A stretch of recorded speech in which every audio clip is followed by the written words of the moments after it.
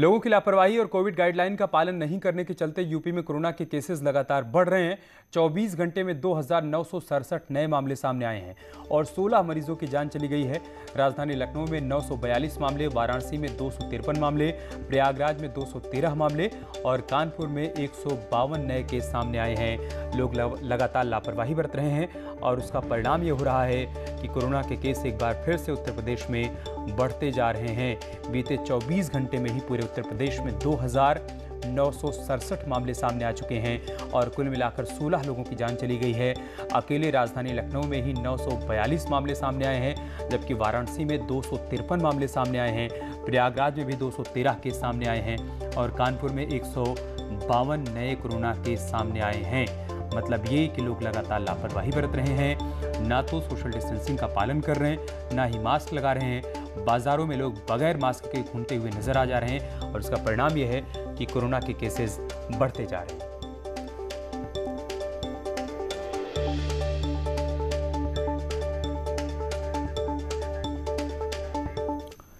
और दिल्ली से हमारे सहयोगी रचना इस वक्त हमारे साथ लाइव जुड़ चुकी हैं।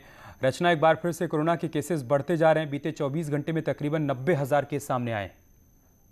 बिल्कुल, जिस तरीके से कोरोना का ग्राफ बढ़ता जा रहा है और पिछले 24 घंटे में जिस तरीके से 90,000 के करीब मामले सामने आए हैं, 714 मौतें हुई हैं और अगर दिल्ली की बात करें तो दिल्ली में 3,000 से ज़्यादा मामले सामने आए हैं। तो ये चिंता का विषय है और यहाँ पर इन सारी चीज़ों से निपटने के लिए लगातार सरकार निगाहें बनाई हुई है, लेकिन सबसे बड़ी चीज़ ये है कि लोगों की जो लापरवाही है वो सामने आ रही है और यही कारण है कि लगातार कोरोना का ग्राफ एक बार फिर से बढ़ता जा रहा है।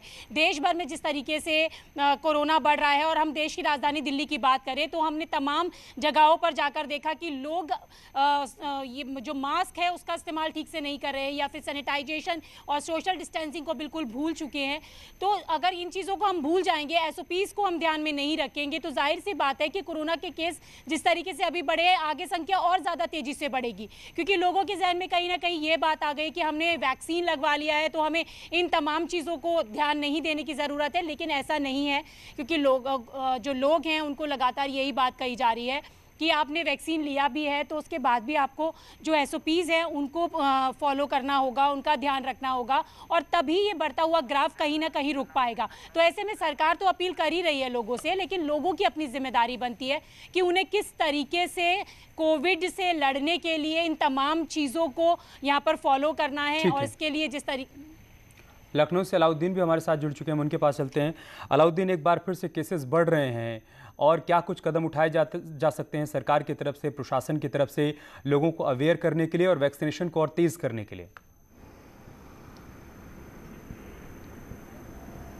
देखिए, ऐसा लग रहा है जैसे एक साल पहले ठीक जिस तरह से 2020 में हालात थे, कैलेंडर में जो आंकड़े हैं बदस्तूर वैसे ही चलने शुरू हो गए हैं। सिर्फ तारीख बदली है, यानी 2021 का कैलेंडर आ गया है। फिलहाल जो है पूरे उत्तर प्रदेश में जो हालात हैं बहुत बेहतर नहीं कहे जा सकते हैं, क्योंकि जिस तरह से आंकड़े बढ़ रहे हैं उससे स्थितियाँ कहीं ना कहीं से कंट्रोल से बाहर जा रही हैं। सरकार को इसीलिए तमाम जो कोविड के बेड थे, तमाम जो तैयारियाँ थी फिर से करनी पड़ी है।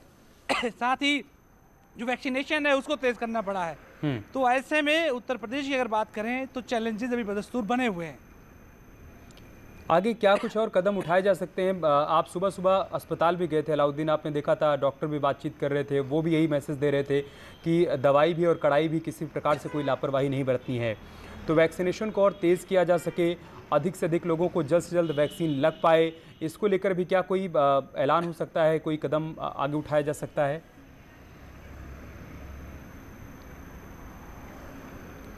देखिए, वैक्सीनेशन का तो मामला है, विशेषज्ञ इस बात को मानते हैं कि वैक्सीनेशन हमेशा 70 से 75% ही कारगर होती है। वैक्सीनेशन का काम सिर्फ ये है कि बॉडी में एंटीबॉडी को डेवलप करना और तमाम बीमारियों से लड़ने की प्रतिरोधक क्षमता को तेज़ करना। ऐसा नहीं है कि कोविड के प्रोटोकॉल का अगर फॉलो नहीं करेंगे लोग तो वैक्सीन ही सब कुछ कर जाएगी। ठीक है अलाउद्दीन, सोशल डिस्टेंसिंग बहुत शुक्रिया आपका हमारे साथ जुड़ने के लिए। रचना, आपका भी बहुत बहुत शुक्रिया हमारे साथ जुड़ने के लिए और जानकारी हम तक पहुंचाने के लिए। सीएम योगी आदित्यनाथ पश्चिम बंगाल में रैली को संबोधित कर रहे हैं, उससे पहले फिलहाल वो रोड शो कर रहे हैं, उसकी तस्वीरें हम आपको दिखा रहे हैं। आप देखिए, सीएम योगी आदित्यनाथ यहाँ पर मौजूद लोगों का अभिवादन स्वीकार कर रहे हैं और एक मैसेज दे रहे हैं कि भारतीय जनता पार्टी के प्रत्याशियों के लिए आप वोट करिए, उनको जिताइए, ताकि पश्चिम बंगाल में परिवर्तन आ पाए, विकास की रफ्तार जहाँ पर रुक चुकी है उसको गति दी जा सके।